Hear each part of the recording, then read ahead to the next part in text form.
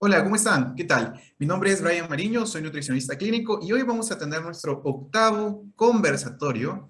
Hoy vamos a hablar un poco de la nutrición en las unidades de cuidado intensivo y para esto, pues hemos tenido el bien de invitar y que, bueno, de hecho haya aceptado nuestra invitación, Luis Ortiz. Él es nutricionista dietista por el Instituto Nacional Politécnico Mexicano, ¿sí? Es magíster en Ciencias de la Salud por el mismo instituto y por el Instituto Nacional de Ciencias de la Salud y Nutrición Salvador Subirán. Además, actualmente se desempeña como asistente de proyectos de investigación a tiempo completo en la unidad de investigación en evaluación clínica, ensayos clínicos multinacionales del Departamento de Medicina de Cuidados Intensivos en Queen's University, Kingston, Canadá. ¿Cómo estás, Luis? ¿Cómo te va? Muy bien, Brian, muchas gracias por la invitación. Feliz de estar aquí. Gracias por aceptar. Sé que el cambio de horario puede ser un poco fastidioso, pero veamos qué tal nos va en este conversatorio. ¿Te parece si vamos directo a la primera pregunta? Adelante, por favor. Muy bien, Luis. A ver, ¿cuál es el rol del nutricionista en la atención de pacientes críticos con quemaduras? Esta es una pregunta muy importante porque, como sabemos, tanto los clínicos como nutriólogos saben que debido a la inmediata y descontrolada cascada inflamatoria que los pacientes quemados sufren, pueden llegar a tener hasta 20 o el 25% de una pérdida de nitrógeno eh, en la masa, en el área quemada corporal. Y esto puede resultar en una malnutrición severa en menos de 30 días. A lo cual, como sabemos, esto puede repercutir en la estancia hospitalaria, en la estancia en la unidad de quemados, costos económicos, días de recuperación y sobre todo en la tasa de mortalidad en estos pacientes. Eh, el papel del nutricionista en estos pacientes quemados es muy importante, ya que existe un tratamiento multimodal para los pacientes quemados, que incluye el cuidado de heridas, procedimientos quirúrgicos, la prevención de infecciones nosocomiales y, claro, una terapia nutricional óptima, que se ha definido como recibir una cantidad igual o mayor al 80%. Entonces, estos puntos en conjunto proveen un efecto sinérgico cuando se proveen en conjunto y así se pueden alcanzar mejores resultados clínicos en estos pacientes. Sin embargo, si el nutricionista o el nutriólogo clínico no está presente en el tratamiento de los pacientes quemados o de cualquier otro paciente en la terapia intensiva, no se podrá llegar a alcanzar un tratamiento multimodal y los resultados va a ser muy difícil que se alcance un buen resultado clínico en estos pacientes. Eh, es muy importante que la participación de los nutriólogos clínicos en los pacientes de la terapia intensiva, ya que ellos van a poder hacer la diferencia en que no todos los pacientes quemados son los mismos y por lo tanto no todos requieren los mismos, las mismas terapias o el mismo acercamiento. Y de la misma manera, no todos los pacientes quemados se van a beneficiar de misma manera de una nutrición óptima. Es por eso que el rol del nutricionista en la atención del paciente con quemaduras es importante para hacer esa diferencia entre qué pacientes se van a beneficiar y qué pacientes no se van a beneficiar de una nutrición óptima. Muy interesante, justo lo que comentas, ¿no? Trabajar en equipo multidisciplinario, aportar sobre todo a este equipo, porque quizás nosotros tenemos otra perspectiva del paciente y nosotros conocemos un poco más de los requerimientos y sobre todo si el sujeto se encuentra o no se encuentra en el mismo riesgo que otro sujeto, ¿no? Esto es interesantísimo y creo que es clave la forma en la cual nosotros podamos discernir cuáles son los mejores formatos para poder utilizarlos y dentro de su aplicación saber, aplicación práctica. Claro, Eh, dime. sí, porque precisamente lo que mencionas, el, el entrenamiento de un nutriólogo clínico es diferente al de cualquier otro clínico en la terapia intensiva hospitalaria. Estamos, eh, estamos entrenados para hacer esa diferencia entre riesgos nutricionales en los pacientes y saber cuál sería el mejor acercamiento clínico, ¿no? Eh, tenemos las herramientas que de otras ramas en ciencias de la salud tienen, pero nosotros obviamente nos especializamos más en esa parte nutricional. Totalmente. Ahora quiero, a ver, dentro de tu experiencia y también obviamente todo el conocimiento que te acompaña, saber cuál es el efecto de la nutrición clínica en los resultados clínicos de los pacientes críticos con quemaduras. Esa es una muy buena pregunta y hay muchos estudios que a gran escala, observacionales, cabe destacar en pacientes quemados, donde han demostrado una asociación en el aumento de la ingesta calórica y proteica con una mejor sobrevida en pacientes de la terapia intensiva. Una terapia nutricional óptima se ha definido como una cantidad de igual o mayor al 80% de lo que se prescribe. Y esto es lo que comento basado en grandes estudios observacionales en la terapia intensiva. En pacientes quemados, el año pasado se publicó un estudio que incluyó 14 eh, unidades de quemados de 15 diferentes países.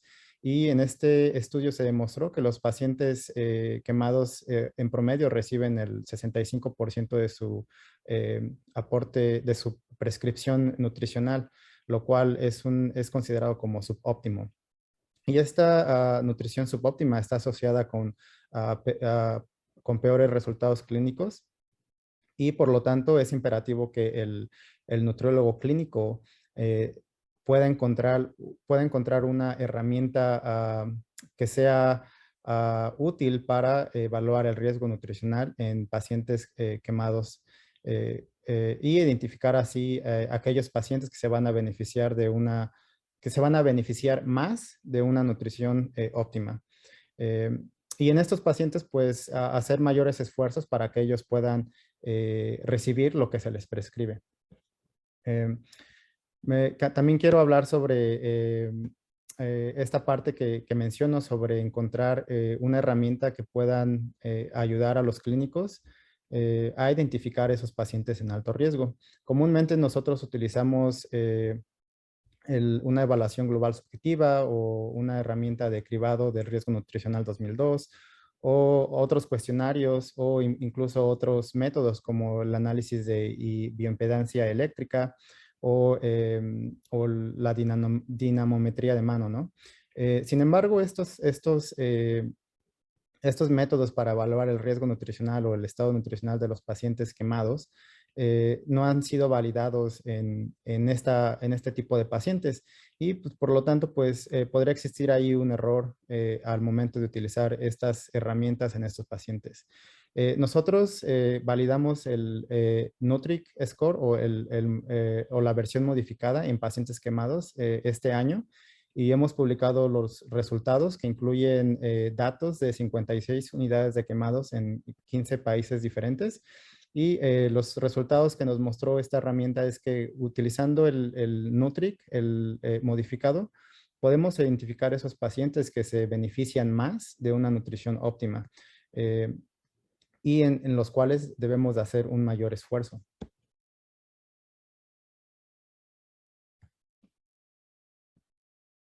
Perfecto. Qué diferente, ¿no? Es tratar al paciente de cuidado intensivo que el sujeto que está en ambulatorio o el paciente que está en hospitalización.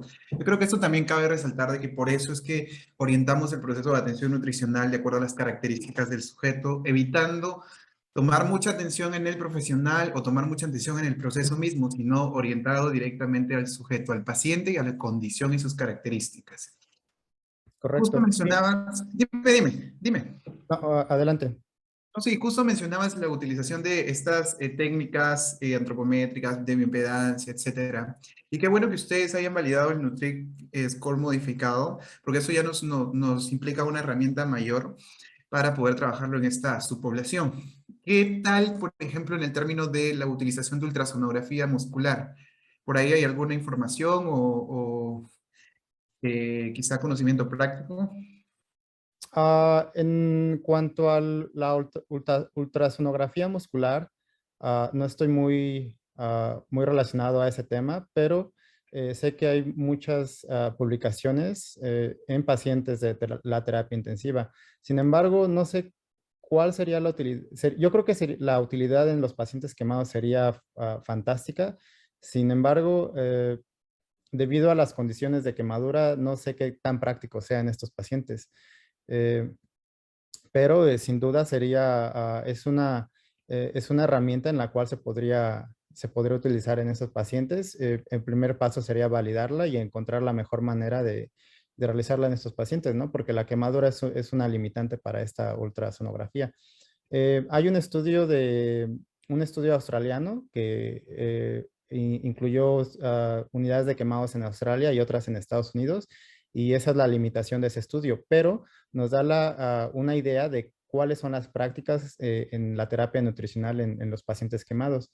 Y voy a hablar un poquito más de este estudio más adelante, pero lo menciono aquí porque eh, este estudio nos da una idea de la variabilidad de los métodos que se utilizan para evaluar el estado nutricional en los pacientes quemados, el riesgo nutricional y la variabilidad en los métodos para monitorear, para prescribir también las calorías y para monitorear la terapia o la adecuación nutricional diaria en estos pacientes. Y es muy interesante ese estudio. Sí, bueno, de hecho, entre los conocimientos prácticos, te puedo decir que nosotros durante la pandemia, en mi hospital sí se estuvo realizando y se está realizando ese tipo de medición. Y pues sí nos dábamos cuenta que es bastante útil para, como tú mencionas, monitorizar al paciente y tomar al paciente como su propio control, en vez de hacer un comparativo con términos de referencia, ¿no? Luis, Correcto. ¿cuál es la mejor forma de valorar el requerimiento energético de estos pacientes? ¿Realmente es la calorimetría indirecta un instrumento práctico en el trabajo en cuidado intensivo?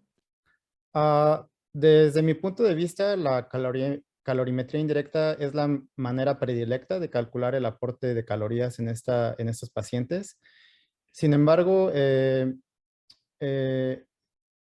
hay varias limitaciones asociadas al aparato que se utiliza para medir la calorimetría indirecta.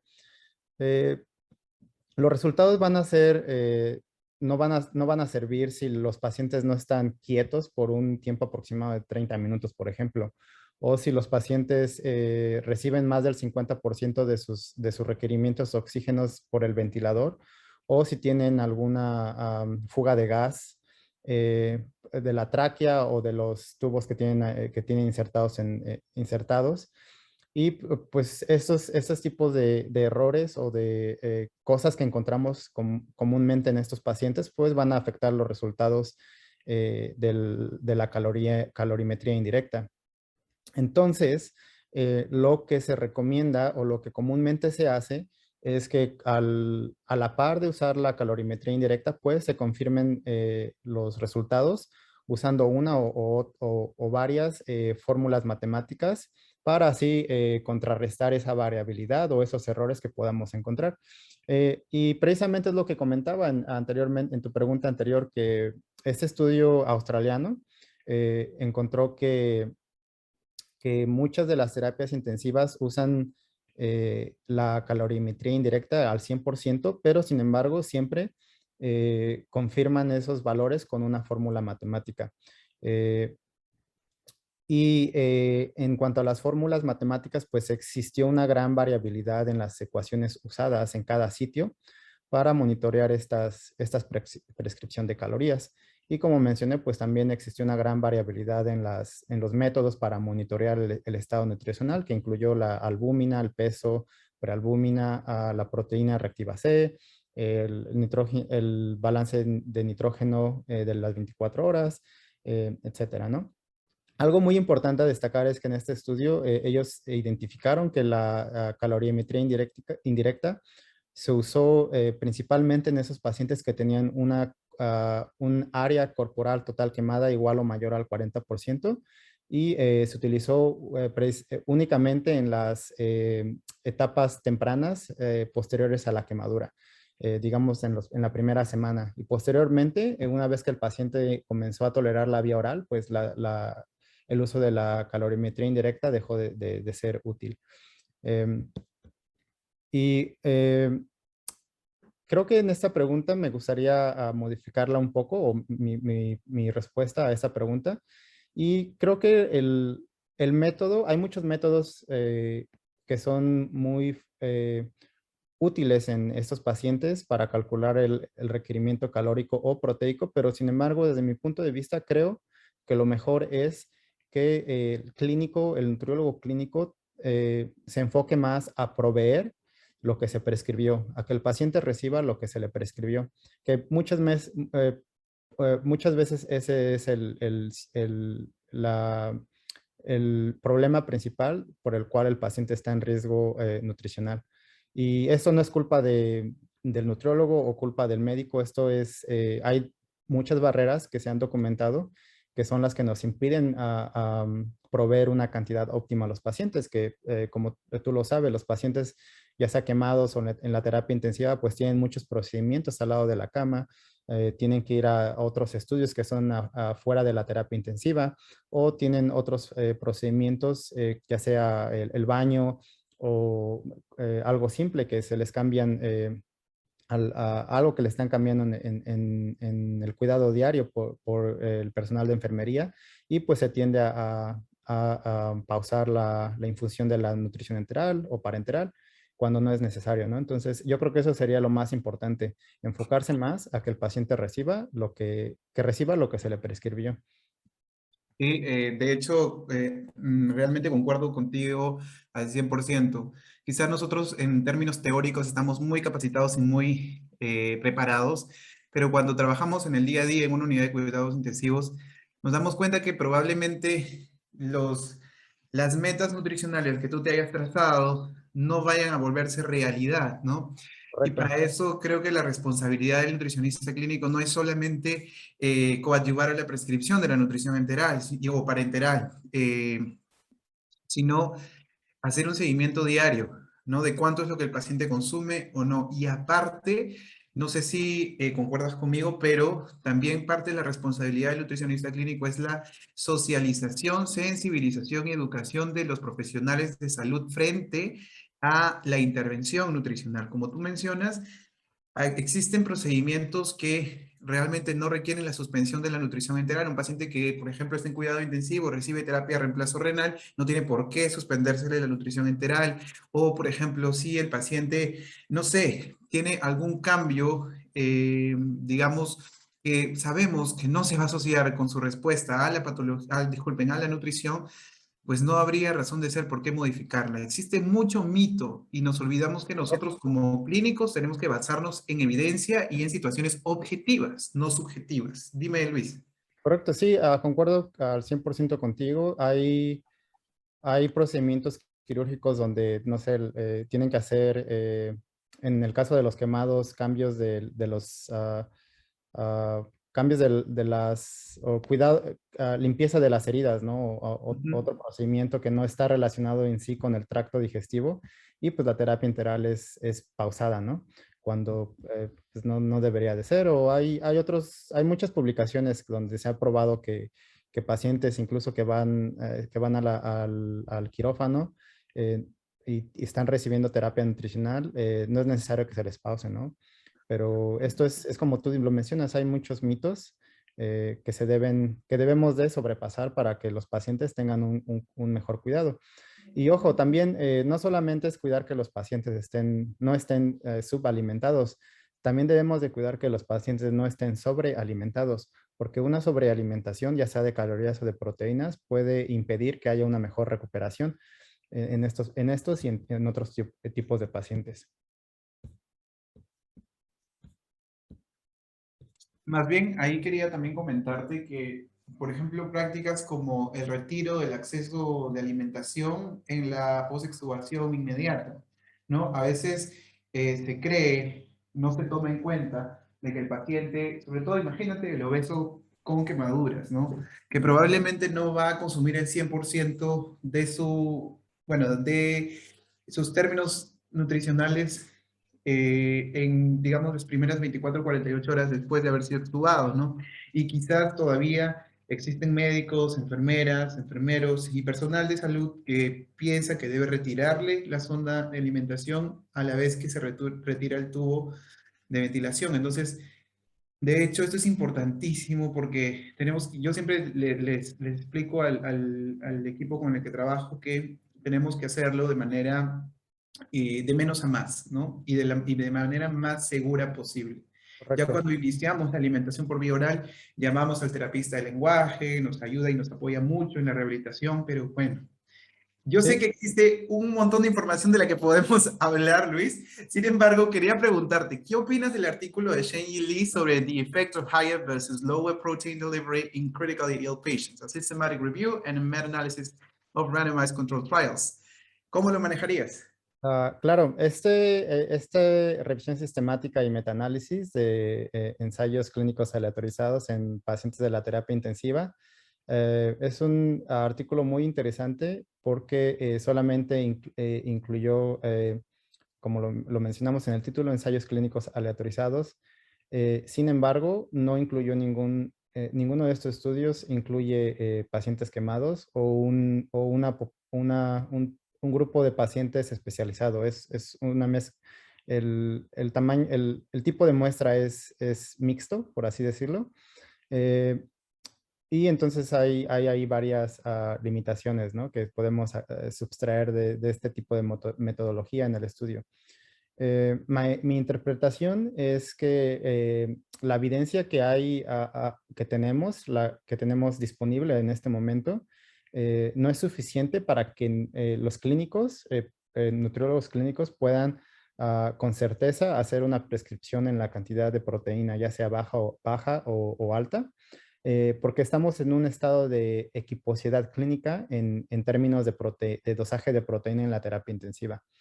En este momento o al día de hoy hay 6 estudios que intentan responder a esta importante pregunta de cuál es la dosis de proteína óptima en los pacientes de terapia intensiva. Y te puedo hablar solamente de uno de ellos, que es hasta ahora es el más grande estudio en terapia intensiva hecho en todo el mundo y en toda la historia, que se llama el estudio EFFORT, que es el estudio en inglés es el efecto de una alta dosis de proteína en pacientes de la terapia intensiva. Y bueno, este estudio intenta responder a esa pregunta. El estudio está siendo realizado en 100 unidades de terapia intensiva en 16 países y pues espera tener los resultados para el siguiente año. Pero me regreso a este estudio de Lee, donde sí, mi interpretación sería esa, que este estudio nos demuestra que no hay evidencia suficiente para que podamos tomar una decisión con certeza de cuál es la dosis de proteína óptima.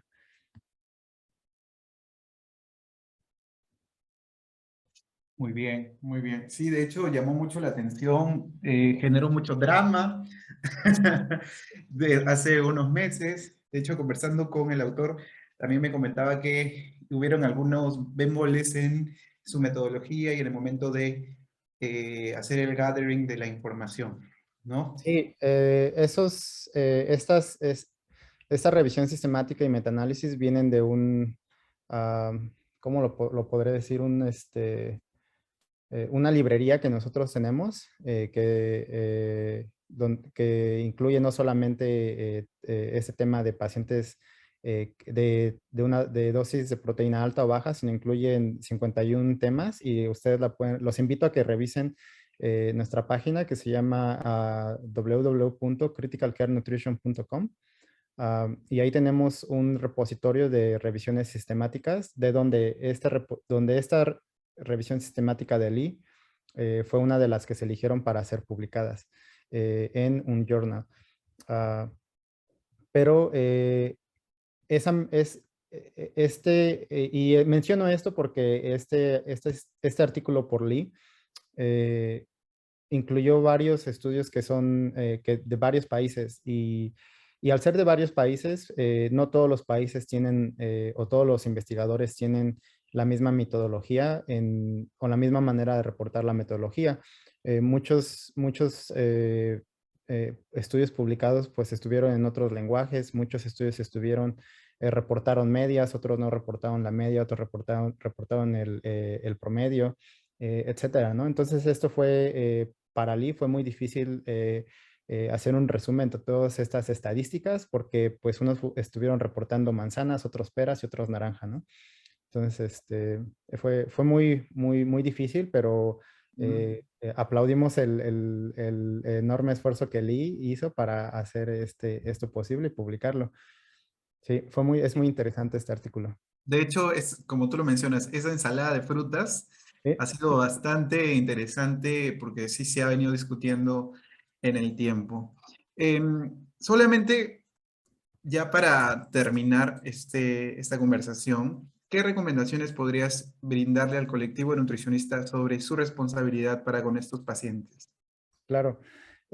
Pues yo les recomiendo a todos que tomen el mensaje principal de esta charla, eh, que no todas las víctimas de quemaduras son lo mismo y que no todos se van a beneficiar de la misma manera de una terapia nutricional. Y que en esos pacientes que están en alto riesgo, debemos de poner más esfuerzos para que se beneficien más de la terapia nutricional. Y algo que ha sido validado en esta población, es lo único validado en pacientes quemados, pues es hasta ahora, es el Nutric modificado. Em, También quiero comentarles o sugerirles que eh, se enfoquen más a que el paciente que reciba lo que se le prescribió y esto va a cambiar su manera el curso del paciente en el hospital.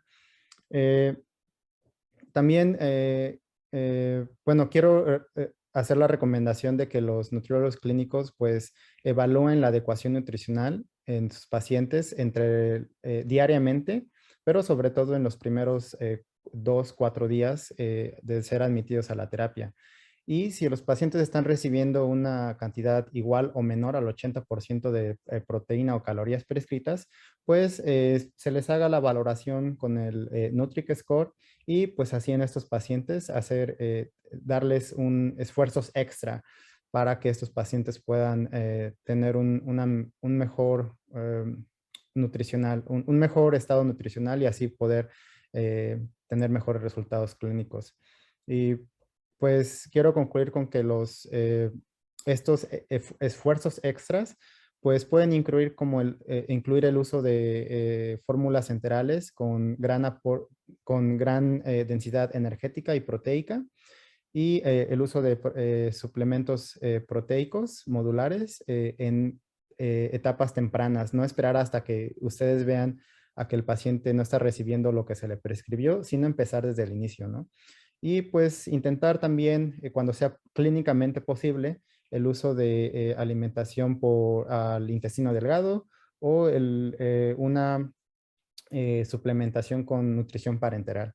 Estas yo creo que serían mis recomendaciones principales para todos ustedes y espero que les haya gustado la charla que tuvimos hoy y muchas gracias por la invitación, Brian, y espero que podamos platicar más adelante también. Sí, muchísimas gracias, Luis. De hecho, ya estamos, digamos, más cuadrados en este tema. Sí, es muy importante tener en cuenta de que la terapia nutricional dentro del cuidado intensivo va a adaptar al paciente frente a su patología y por tanto se relaciona con mejores resultados clínicos. Bueno, solo agradecerte, un abrazo a la distancia, Luis. Que tengas un muy buen día. Cuídate. Muchas gracias, Brian, por la invitación. Abrazos.